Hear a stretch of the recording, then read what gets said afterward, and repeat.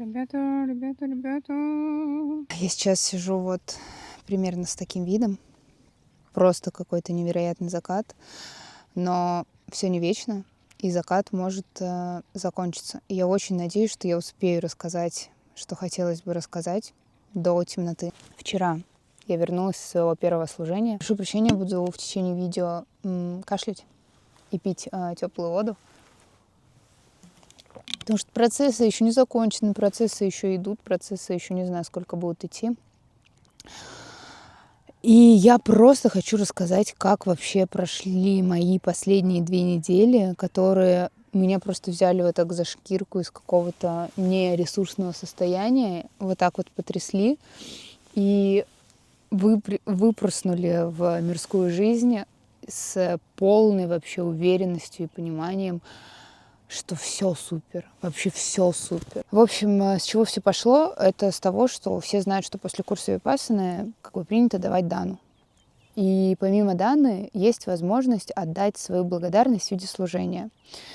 Служение на курсе с такими же студентами, которые приезжают точно так же, как приезжал когда-то ты, и ты можешь внести свою лепту своим трудом.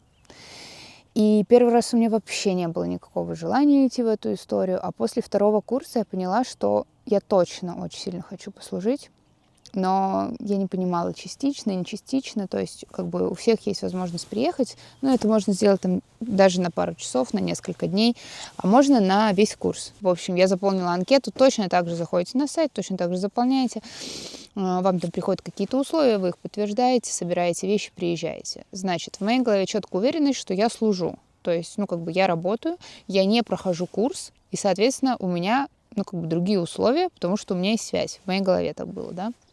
Я никаким образом не подготовила свои рабочие процессы заранее, не перестроив вообще свой быт на бессвязный, Короче, я была не готова сдать телефон. Я приезжаю в центр, и мне говорят: сдавай телефон.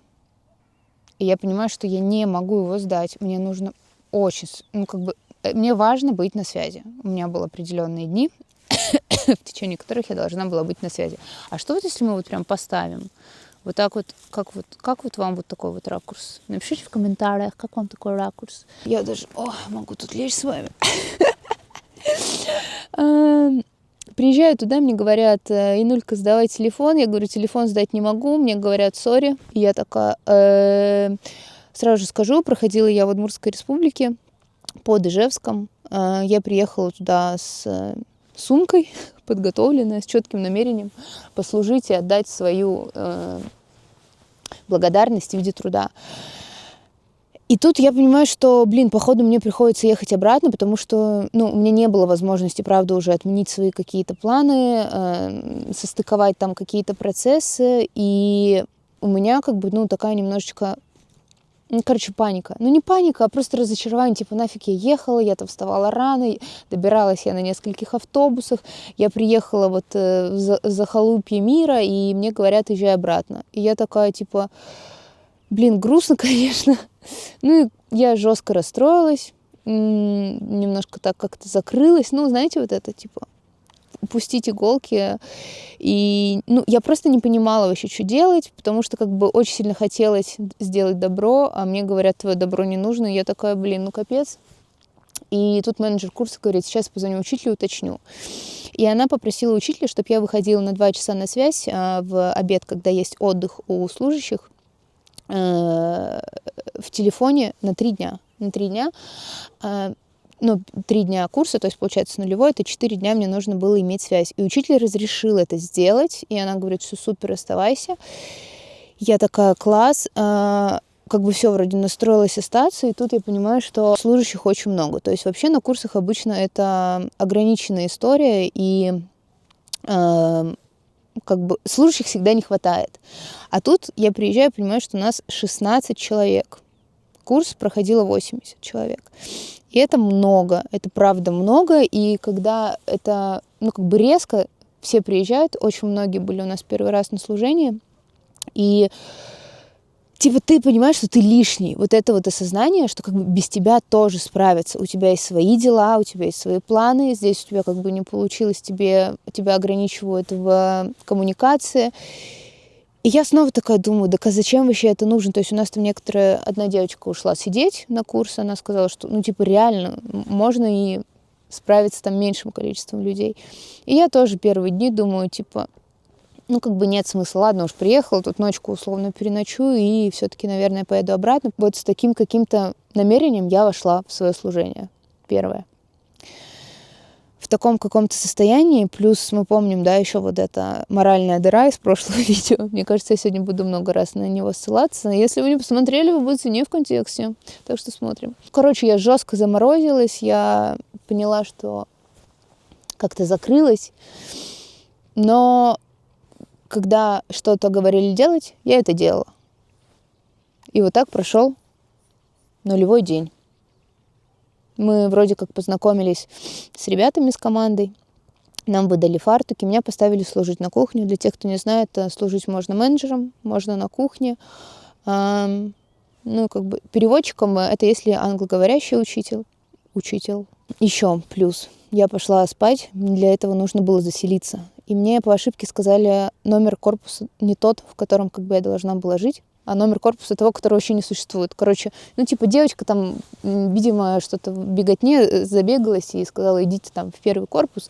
И я хожу со своим баулом, с чемоданом по территории, ищу 1-й корпус. Меня уже все спрашивают, женщина, вы как бы потерялись? Я говорю, нет, я ищу 1-й корпус. Ходил, потом поняла, что как бы, ну нет на территории 1-го корпуса. Уже прошло 10 миллионов лет. Я до сих пор уже, там, не знаю, вымерший динозавр, который ходит и ищет 1-й корпус. Его не существует. Я снова поднимаюсь туда, уже как бы у меня и злость тут выходит, и вот эти вот все эмоции, когда типа, что вообще происходит? Мне говорят, ой, простите, извините, не 1-й, а 3-й. Я говорю, о боже, 3-й же, он прямо напротив. В общем, я заселяюсь в каком-то таком настроении, типа, окей, посмотрим, что будет дальше. Ложусь спать на жестко твердую кровать, потому что, ну, как бы старые студенты не должны спать на мягких кроватях, а у служащих так вышло, что, ну, по крайней мере, в моей комнате, на моей кровати было прям твердо. Чтобы вы понимали, вот как бы. И два вот таких вот. И все. Я просто легла спать. Убитая, разбитая, перебитая, страдальческая женщина. И на утро в 4 утра я проснулась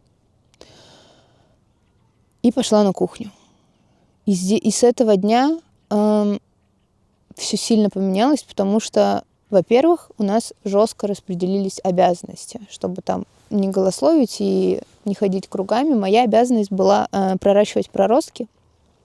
Каждый вечер это гречка, подсолнечные семечки, отмачивать орехи, нарезать масло, нарезать хлеб. Меня поставили помощником быть на раздаче, следить там за специями и так далее. Но из-за того, что я очень люблю труд, и мне очень нравится трудиться, и мне нравится делать дело. Не вот это вот пустое какое-то, ну типа просто делать иллюзию. А когда я вижу сделанное дело, у меня появляется очень много вдохновения. И когда выполненную задачу я делаю очень быстро, даю сразу же другую задачу. И так получилось, что как бы на кухне я делала все. Мы, в принципе, договорились, что 10 дней чистить картошку — это скучно. И мы договорились, что когда кому-то что-то надоедает, там, не знаю, что-то случается, мы всегда можем поменяться, друг друга заменить и так далее. И я стала таким каким-то, как мне показалось, не знаю, там, что посчитали ребята, но я делала вообще все. Реально. Я поняла, что там, и мы все делали все. У нас сложилась очень крутая команда. Просто отдать должное. Я попала в самую лучшую команду просто служащих на планете. Я вижу, как заходит солнце, и начинаю быстрее тараторить, чтобы успеть все высказать. Но если не успею, то будет какое-нибудь там, не знаю, завтрашнее продолжение. И, в общем, на кухне в Ижевске очень хорошие условия. Вообще лучшие по России, как оказалось, именно для служащих, потому что там очень огромная кухня в лагере. Нас, там было 15-14 человек. Не знаю, уже не буду врать, там плюс-минус. И мы вообще друг другу никак не мешали. Мы были настолько все рассредоточены по территории, что каждый выполнял какое-то дело, и никогда, не было какого-то там столпотворения. И когда ты там проходишь мимо раковины, видишь посуду, ты ее моешь. Когда ты проходишь мимо кучи моркови, ты понимаешь, что ее нужно чистить, ты ее чистишь. Когда ты проходишь мимо, там, не знаю, хлеба не нарезанного, ты его режешь. И ты делаешь все. То есть ты видишь там к вечеру грязный пол, ты берешь швабру и моешь пол. Ты видишь там, не знаю, несваренный йогурт, идешь варишь йогурт. Опять же, кухня в Ижевске — это тоже отдельная какая-то история, потому что, извините меня, на Випассане каждое утро были хлопья с йогуртом. Как бы где вы вообще такое видели? А что там у нас с картинкой? Уже все такое, да, за свет? Ну что, терпите. Но если смотрите, то, наверное, терпите. На следующий день случается сюрприз, потому что я понимаю, что у меня начинаются перестройки в организме, и не знаю, можно ли там говорить это на моем ютубе, на моей аудитории. Из-за того, что я не верю в болезни, не верю в медицину, я понимаю, что у меня есть связь с телом, и я осознаю, почему, из-за чего у меня появляются какие-то симптомы. И на второй день я чувствую, что все, мы приехали, завтра трудиться мы вряд ли сможем. На третье утро я встаю и понимаю, что температура высоковата. Не знаю, сколько она была, благо в окружении были все люди практикующие, все глубокие, никто там, не было предложений выпить парацетамола и так далее. Я понимаю, как это работает, я осознаю это башкой, и я сразу же сказала, что все супер, все реально супер. Я с температурой 40 могу мыть пол, я понимаю, я осознаю все последствия, все риски принимаю на свою сторону. И, третий день в каком-то таком коматозном состоянии, коматозном. Но из-за того, что учитель при знакомстве сказал нам, конечно же, не сидеть адитону, потому что поднимается определенная история в теле, но с моим синдромом отличника это было невозможно. И когда есть какой-то предел совершенства, конечно же, мы его делаем. И, конечно же, с первого дня я сидела адитону, и вот из-за этого, в том числе, санкары вышли наружу. Было осознавание, что как будто бы я в коллективе, и понятно, что там мое здоровье — это моя ответственность, но есть здоровье других людей, которые могут верить в болезни, в заражения и так далее. Я пошла к учителю с вопросом о том, что я чувствую вину, что я могу кого-то заразить, что кто-то может заразиться в его картине мира. И он просто сказал надеть маску, потому что, он тоже все понимает. И я денечек поработала с маской. Как будто я понимаю, что жестко рваное видео. Я пытаюсь сказать вообще все, мечусь между мыслями, потому что их много. Но закат капец красивый, посмотрите. Я поняла, что сейчас випассана не воспринимается на самом деле такой, какая она есть. И это вообще-то, сложно. Это вообще-то работа. И когда учитель сказал о том, что он понимает, что 90% в зале медитируют неправильно, и я поняла, что я тоже к этим людям относилась, пока не повстречалась с учителем, который несколько часов объяснял на самом деле правильную технику, правильную тактику. Я прям наблюдаю, как садится солнце, но прям по миллиметру я вижу, как оно заходит. Может, продолжим завтра? И все равно я уже не успею рассказать все, что хотела. Так. Сейчас мы переместимся в завтрашний день, да? И снова продолжаем. Сегодня с утра я проснулась, увидела за окном дождь, посмотрела, что он не собирается заканчиваться до завтрашнего дня, и немного расстроилась, потому что я хотела вернуться на то же место и быть на фоне того же собора, но решила все-таки доснять, пока еще не зажаты все следы преступлений, все порезы от ножей. Есть там фокус, нет там фокуса. Если есть, значит, должен был быть. Если нет, значит, не должно было быть. Этот порез, он с утра вообще был каким-то напоминанием про то, что встаем, идем и делаем. И я вспомнила, как где-то в середине курса, у меня вообще на самом деле много следов преступления этого на теле, но в середине курса я помню, как что бы я ни взяла, у У меня от всего была мозоль. Неважно, швабра, нож, терка, там, whatever, вообще просто я, к чему бы я ни прикасалась, понимала, что у меня болят руки. Потому что, ну, как бы, если ты там что-то режешь, то ты режешь, условно, там, если выбираешь масло, то это 10 пачек масла. Если ты там трешь морковь, то ты трешь 10 литров моркови. Если ты моешь пол, то ты моешь 200 квадратных метров. Там, я не знаю, утрирую, конечно, но большие огромные залы, большое пространство, и там нет такого, что нарезать салатик на одного человека. Это как бы ты кормишь 10 человек, ты обеспечиваешь быт 10 или 100, прости Господь. И вот насколько вот был большой объем работы, насколько это было моментами непросто, но из-за того, что я по приезде осознала, что в этом месте везде меня окружает сиреневый цвет, я понимала, что так должно быть, и так вот именно это сейчас, на этом этапе в моей жизни, это самое лучшее, самое важное. Да, я общаюсь со Вселенной знаками, да, и именно, наверное, я вообще вот как бы себя возвращаю в тот нулевой день, и я понимаю, что, скорее всего, если бы зал медитации не был сиреневого цвета, и там на корпусе не было сиреневых перил, я бы вряд ли осталась. Sorry. Начнем, наверное, с той темы о том, что служащие, они должны понимать, что они точно такие же студенты. То есть я-то приехала с осознанием, что как бы я не прохожу курс. А оказывается, все служащие точно так же проходят курсы, они точно так же медитируют, они точно так же посещают вот эти вот общие все медитации, они точно так же могут записываться на интервью к учителю, они точно так же проходят свои какие-то внутренние учения, if you know what I mean. И, в общем, но единственное, наверное, главное отличие — это то, что служащие применяют все знания на практике. То есть, когда ты студент, как будто бы, вот я сейчас провожу параллель, ты учишь теорию, да, тебе там, вот говорят, как надо жить, что надо делать, рассказывают какие-то вот притчи, басни и так далее. А когда ты служащий, ты все эти притчи и басни принимаешь в реальной жизни. Это ты как бы в социуме пытаешься жить по випассанским канонам. Единственное, это то, что вот этот мир, он немножко идеализирован, наверное, и немного все-таки отличается от реального, потому что там все понимают, как бы там все так живут.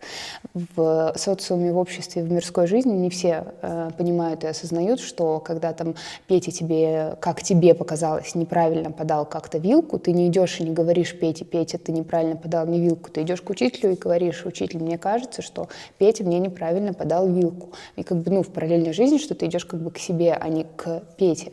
И вот практиковать вот эту вот историю в коммуникациях, это прям вообще... Короче, это демо-версия идеального в моем понимании мира.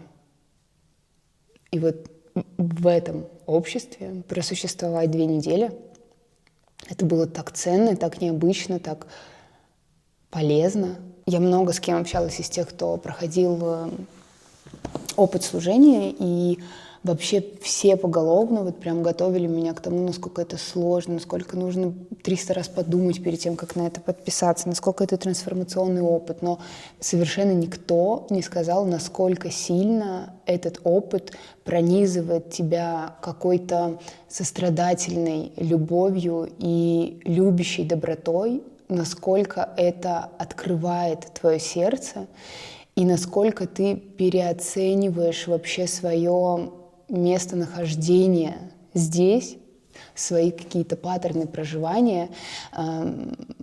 Возможно, мне повезло с командой. Хотя невозможно. Мне реально очень сильно повезло с командой.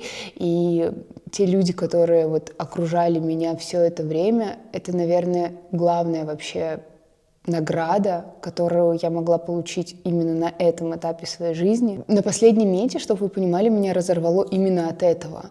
То есть я настолько сильно благодарна просто людям, которые смогли создать вот эту атмосферу и поддержать ее на протяжении 2 недель, чтобы не случилось ни одного недопонимания, чтобы не случилось вообще даже намека на какой-то негатив в коллективе, который трудится над одним делом. Это правда сложно.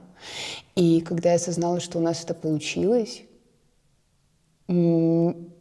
Короче, меня жестко разорвало. Вообще весь феномен випассаны вот как в том, что абсолютно незнакомые между собой люди, абсолютно разных возрастов, да, там от 18 лет до, не буду врать, 70 с чем-то, там вот на этом сейчас курсе, да, были. То есть как бы это огромный вообще разрыв, как и в студентах, так и у служащих. У нас тоже были молодые очень ребята, и не очень молодые ребята. И все эти люди сплочаются каким-то вот этим общим видением на жизнь. Я такая наполненная, мне так сложно это передать словами. Мне вообще вот просто сложно как-то трансформировать вот это состояние в голос. Но я пытаюсь. Если хоть немножко получается, поставьте лайк. Короче, оттаяла я там прям жестко. Вот прям у меня настолько сильно открылось сердце пуще прежнего, и настолько сильно разлилась вот эта любовь внутри, которая вышла извне. И, возможно, в випассанских реалиях это не совсем правильно, потому что как бы все равно из-за вот этой всей душевности, которая у нас создалась в команде, в принципе, на курсе, все равно развилась какая-то вот эта история с влечением.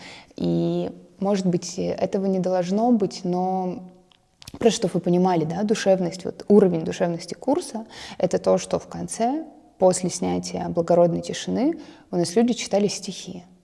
Стихи о курсе. Ну, типа вот, там, кто шарит за прохождение випассаны, вы вообще осознаете, ну, как бы вы проживали такой опыт, что человек просто написал стихотворение об этом и вышел при всех, его там рассказал, прочитал.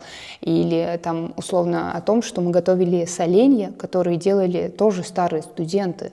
И мы этими соленьями кормили новых студентов. Или то, что, например, у нас на кухне стояли свежие цветы. Тоже, да, как бы, надеюсь, Санпин там не смотрит меня, и никто это там ничто не сделает. Это было не в зоне готовки, там, но осознать.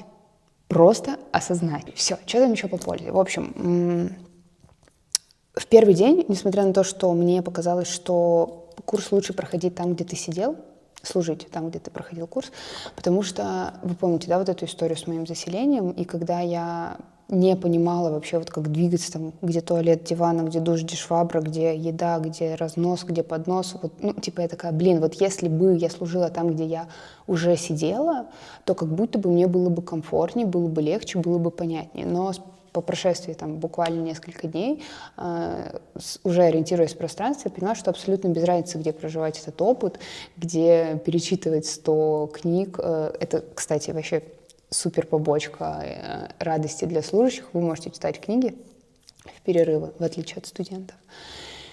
И потом еще и обсуждать их между собой. Это просто... Короче, сложение. Наверное, еще бы хотелось затронуть трипы во время сна, потому что на этот раз это какая-то такая тоже огромная часть курса случилась. Про вот этот сон йогов, в принципе, да, там говорится в лекции, это как бы распространенная информация, об этом уже все знают, все понимают, что когда ты там развиваешь определенную осознанность, какую-то непрерывную, то во время сна ты можешь наблюдать процессы, ощущения, пока твое тело отдыхает. И это как бы норма, потому что, сон становится таким очень поверхностным. Господи, так много тем отвлеченных. Может мне уйти в духовные видео на ютубе? Короче, вот, мы жестко триповали, мы прям вообще жестко триповали. Мы, визуалила просто не по-детски. Я столько увидела, я столько... Может, вам это не надо? Может, Просто обратной дороги нет, вот в чем прикол. Типа, поначалу-то, может, весело, а вот как к обычной жизни вернуться? Уже не до шуток. Это тоже прикол столетия. Вообще, так много приколов, у нас так много вот своих фишек появилось, с которыми мы, только нам понятно. Это так классно, вот это вот какая-то нишевость. Я осознала, вот все, кто говорят, что я на своей работе служу людям. Ребята, вы на своей работе зарабатываете деньги. Правда. Чтобы понять, что такое вообще служение, это нужно пройти определенный опыт, пережить его и вместить его в себя. И вообще мне в этот раз так стало обидно за истинную технику випассаны, за то, как сильно сейчас и вот эта попсуется история, когда там вот я вижу или слышу: я съездил на свою 5-ю випку и иду чилить. И ты думаешь, блин, ну, конечно, как бы все нужно, все важно, и у каждого свой путь, но вот эта история там тоже, да, приезжайте к нам на випассану за 100 тысяч рублей, вы постоите на гвоздях, мы будем практиковать с вами йогу, и ты такой, типа, чё? Это випассана? В общем, будьте аккуратны, если вы там едете первый раз, хотя вряд ли вы будете смотреть прослушивание. Ну, короче, просто, ребят, давайте в оригинале будем как-то, понимать, осознавать. И не примешивать, не смешивать. Классно, супер, что существует много техник, вообще замечательно. Просто как бы, не надо делать из них солянку, суп харчо. Давайте вот как-то свекольник отдельно, курица отдельно, морковь тоже, как-то. Но это чисто мое мнение, занудное, душное. Не знаю, зачем я это сказала, sorry. Немножко вылилось. Так, что еще? Про жилье. Про жилье я, кстати, снимала при выезде. Там у меня есть какой-то отрезок, сейчас сюда вставлю, смотрим. Я, конечно, хотела бы сесть и спокойно бы показать экскурсию, но у меня буквально 2 минуты, чтобы помыть пол в своей комнате. И за это время я надеюсь успеть донести хоть какую-то информацию. Девочки служащие, мы жили одни на весь корпус, то есть нас было 6 человек. И мы жили с учителем в корпусе, и получилось так, что у каждой была своя комната. Ну и у каждой еще свои 0,5 душ, потому что всего было 6 душей. Не знаю, насколько меня там видно. И, короче, нас было 6, и было 4 душа. Вот. Мне кажется, это самый лучший рассказ по выбиранию позы. Вот. И, короче, это первый раз на випассане, когда я была одна. И это вообще опыт колоссально отличается. Даже когда мы жили с девочкой вдвоем, и все было комфортно, одной вообще по-другому. И это, конечно, премиум и люкс условия, но, извините, служащие как бы пашут тоже, да, мы понимаем? Не вот так. Ну, когда ты живешь один, ты ответишь сам за себя, потому что в один из дней, когда я сильно заболела, и мне все говорили, поспи с утра пораньше, я говорила, нет, это Санкара. У меня не сели часы, и не сработал будильник. И я поняла, что меня никто никогда не разбудит. В общем, я проспала, прибежала вот с такими глазами на кухню, думая о том, что все студенты голодные, никто их не накормил. Но оказалось, что настоящая команда — это прям команда, и все твои обязанности спокойно перенесли, и мне сказали, так мы думали, ты специально спишь, чтобы выздороветь. Я здесь! Ты здесь? Да. Ладно, все, просто не знали, минут через 10 приедут, конечно. Я готова, у меня все. Если это относительно, пойдем. Отвыкла вообще от восприятия себя. У нас не было зеркал. Я первую неделю вообще просто не осознавала эту цену. До сих пор, мне кажется, не осознаю. Короче, собираем вещи. И отчаливаем, прощаемся. Наверное, отдельно еще бы, хотелось сказать про то, что у служащих есть возможность уходить в однодневный курс. То есть на один день садиться со студентами, не заходить на кухню, точно так же питаться с ними, точно так же соблюдать все их расписание. И у нас 5 человек, вот из 15, 14. У нас 5 человек уходили на эту историю. И я в том числе.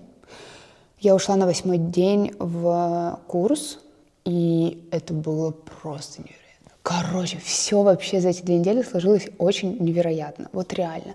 И вот этот однодневный курс, когда я просидела 12 часов в медитации, он и одновременно отвлек меня вот от этой рутины кухонной, и одновременно внутри проработал какую-то историю, и одновременно зарядил, одновременно наполнил, И, в общем, на 9-й день я просто вернулась такая, я так вам скучала. Я настолько вообще заряженная пришла на следующий день, что у меня прям...